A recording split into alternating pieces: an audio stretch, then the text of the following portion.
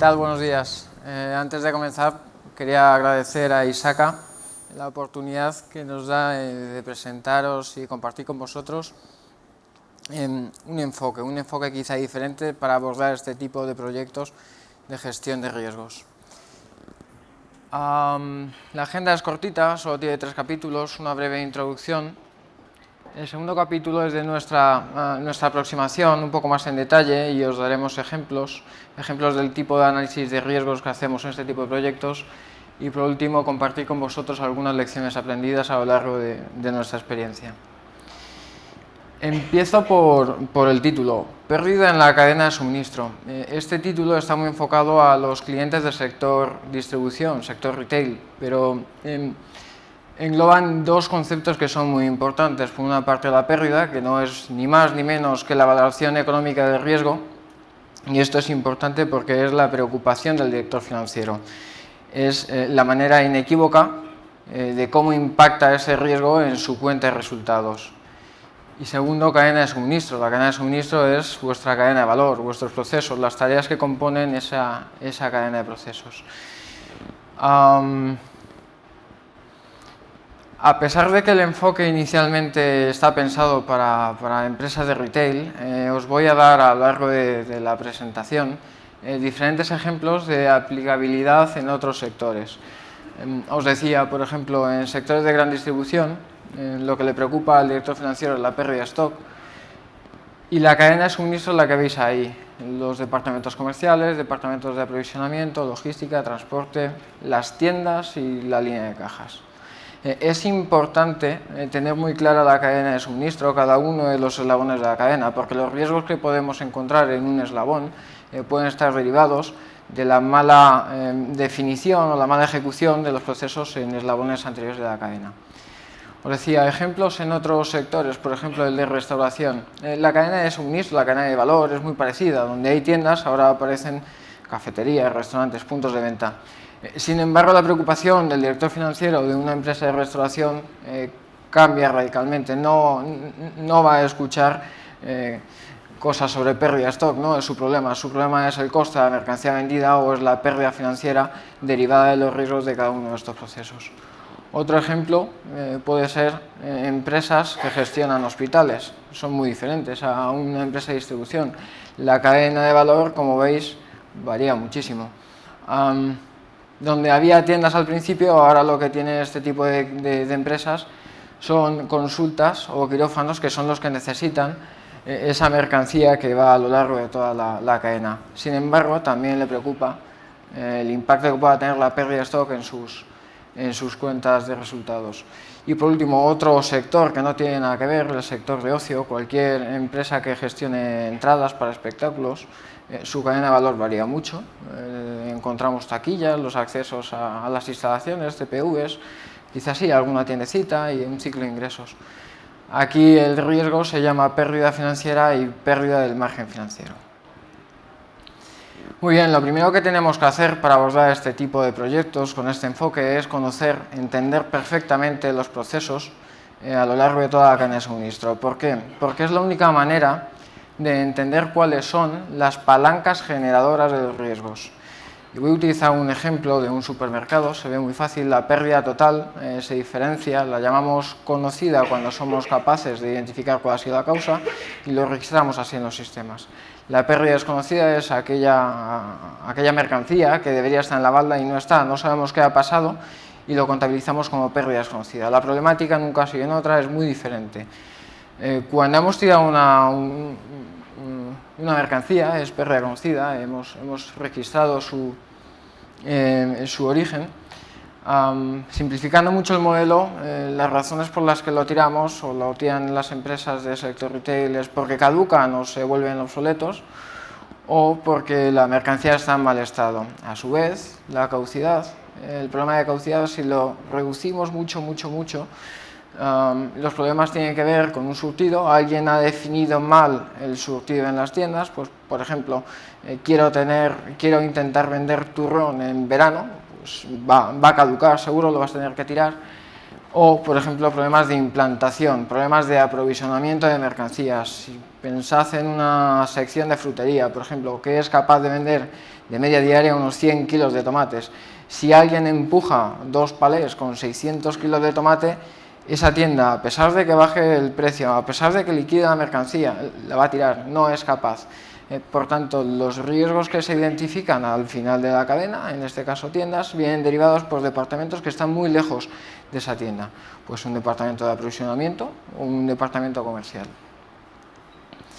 Bien, una vez que ya tenemos identificada, conocemos perfectamente la cadena de procesos, hemos identificado las palancas generadoras de riesgo, conocemos las áreas de riesgo que queremos analizar. Nuestra aproximación es, oye, ¿y por qué no habilitamos una capa tecnológica que sea capaz de interpretar los datos que generan los diferentes sistemas transaccionales en cada uno de los procesos? De esta manera, de manera automatizada, podemos, por ejemplo, generar alertas y mandar a aquellos casos de mayor riesgo, subiendo o bajando umbrales, a los responsables de gestión de estos casos. Es una buena manera de priorizar los pocos o muchos recursos de prevención y gestión de riesgos que disponga la compañía. Hasta aquí el capítulo teórico. Ahora empiezo con ejemplos reales para que entendáis un poco mejor cómo se aterriza todo esto a la realidad. Una empresa que gestiona hospitales. El sistema transaccional, en este caso, es el sistema de gestión de almacén, el SGA, una consulta muy sencilla. Oye, a nivel de usuario que está gestionando ese sistema, por favor dime sus conexiones diarias. ¿Cuál es el mínimo? La parte de abajo, el máximo, la parte de arriba, y el puntito verde es la media diaria. ¿Sí?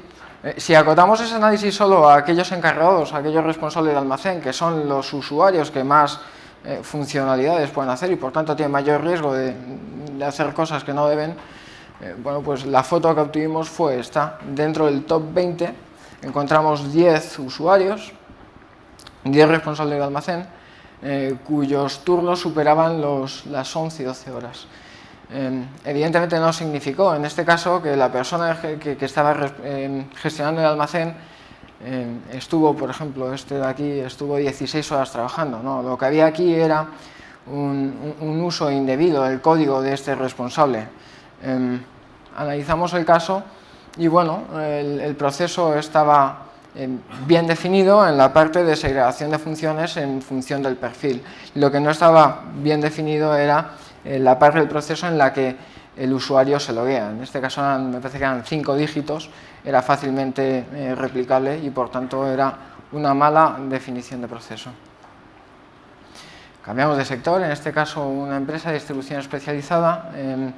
Nos enganchamos al sistema de gestión de stocks en la sala de ventas y analizamos las devoluciones por el eje artículo. Preguntamos al dato si existían artículos que, a pesar de no haber sido vendidos en las tiendas de este cliente, sí tenían devoluciones.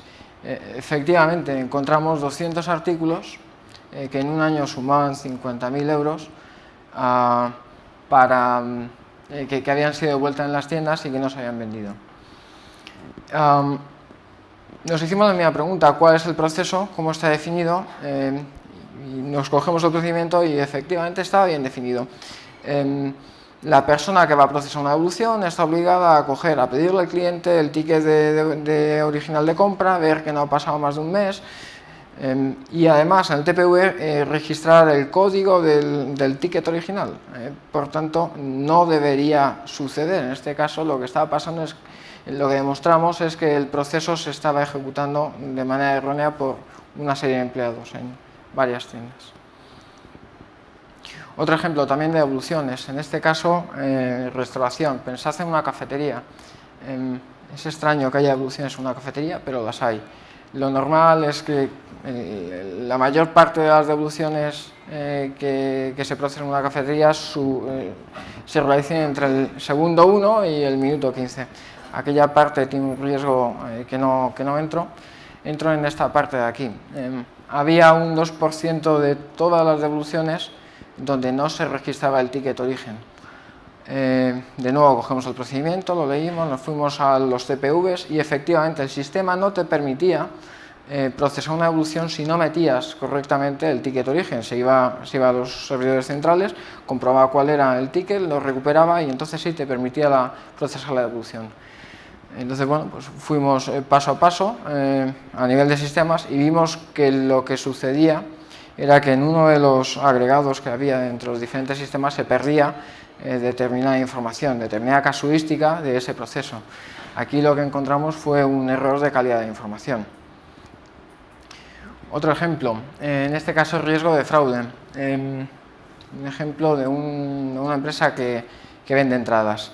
¿Sí? Lo que veis aquí son entradas que se han vendido a 0 euros, es decir, que se han regalado de manera manual. Es decir, una persona, el taquillero, le pides una entrada, te dice 20 euros y él puede manualmente ponerlo a 0 euros. Es lo que muestra esta gráfica. El eje horizontal son las horas, las diferentes horas, desde las 8 de la mañana hasta las 11 de la noche. En las barras es el número de entradas asociadas a 0 euros. Y la línea es el porcentaje del total de entradas regaladas respecto al total de entradas vendidas en ese tramo horario. Como veis, pues bueno, al principio del día había un pequeño pico, pero lo que nos llamó la atención fue eso. A partir de las 9 de la noche, el porcentaje de entradas que se estaban regalando crecía exponencialmente, hasta casi el 70%. Este análisis lo bajamos a nivel de centro de negocio, lo bajamos a nivel de empleado y efectivamente aquí lo que había detrás era un fraude por parte de un par de empleados. Otro ejemplo de fraude, y con este ya termino. Pensad en un club de fidelización en el que el uso de la tarjeta de fidelización te vaya generando un beneficio a utilizar en el futuro. Bien, pues esto puede ser utilizado de manera fraudulenta por los propios empleados de la empresa. Y el fraude consiste en que cuando yo estoy facturando a un cliente que no presenta su tarjeta de fidelización, paso la mía. ¿Sí? Así voy haciendo hucha y al cabo del mes o 2 meses me llega un cheque y yo lo utilizo en mis compras. Entonces, cada puntito que veis ahí o cada bola es un número de tarjeta de fidelización. Y cruzamos solo dos variables. Uno es el número de tickets asociados a esa tarjeta de fidelización en el plazo de un mes. Y el eje horizontal es el importe medio de artículo o de ticket asociado a esas ventas. ¿Sí? Entonces, solo cruzando estas dos variables salían 3 clústeres de fraude.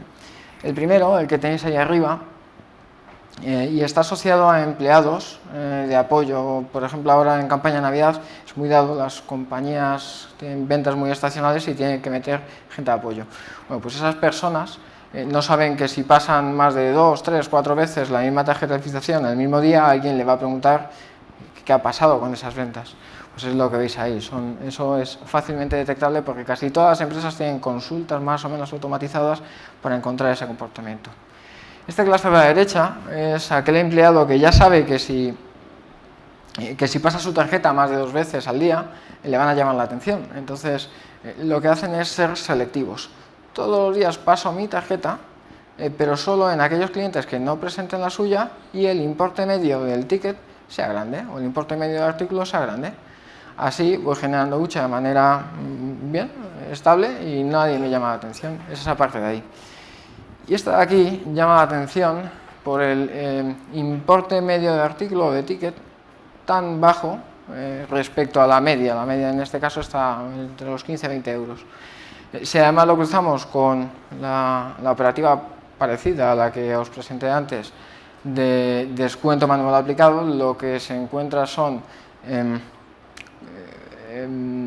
casos en los que un empleado está facturando a una persona conocida, a un familiar, cosa que está terminantemente prohibida en casi todas las compañías. Bien, termino con algunas lecciones aprendidas a lo largo de nuestra experiencia en este tipo de proyectos. La primera lección es toda la parte de la derecha, procesos, tecnologías y personas. Son proyectos de gestión del cambio, son proyectos donde vamos a tener que analizar y cambiar procesos. Son proyectos donde vamos a tener que adaptar la tecnología a la situación actual de nuestra compañía, implementar la mejor solución no garantiza el éxito del programa. Tendrás que implementar lo que necesite tu compañía en el momento en el que estás analizando. Y son personas que tienen que hacer las cosas de manera diferente, son personas que tienen que utilizar una tecnología que no estaban utilizando. Hay que capacitar a esas personas, hay que comunicar por qué esto se va a hacer de una manera diferente a lo que estaban haciendo durante toda su vida. Hay que identificar la verdadera implantación, por qué no está funcionando, por qué las personas no nos siguen, hay que identificar los casos de éxito, hay que comunicarlos.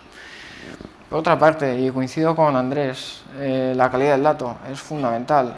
Todo el modelo que estamos planteando se basa en un modelo analítico. Si analizamos datos cuya calidad no es buena, las conclusiones de los análisis tampoco lo serán. Por tanto, hay que preocuparse de la calidad del dato. Y por último, hay que tener muy presente que los despliegues nunca son sencillos. Por tanto, hay que planificar muy bien la fase de despliegue, hay que planificar muy bien los planes de contingencia, porque va a haber problemas, y hay que monitorizar muy de cerca la fase en la que se vaya desplegando todo el proyecto. Todo esto que es muy teórico, los clientes nos dicen sí, pero ¿esto cómo se aterriza? Bueno, pues nuestra visión es hacer un pequeño caso de negocio. Antes de meterte en un proyecto de varios meses, de una gran inversión, puedes hacerlo internamente.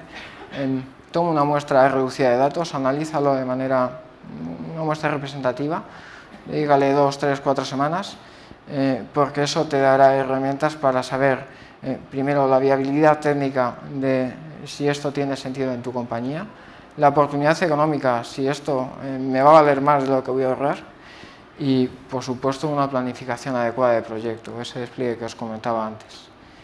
Y aquí concluyo. Gracias, y si necesitáis que aclare cualquier duda, aquí me tenéis.